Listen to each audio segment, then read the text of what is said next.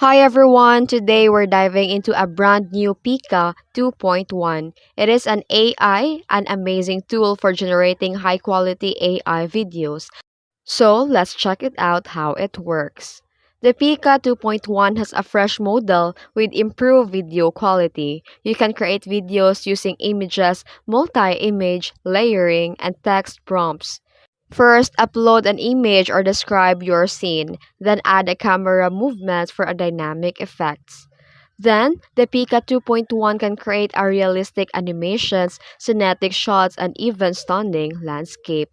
To get the best result, use clear image inputs and short, precise prompts. Experiment with camera angles to make your videos more engaging.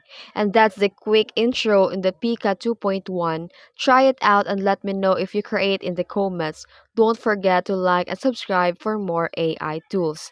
See you next time!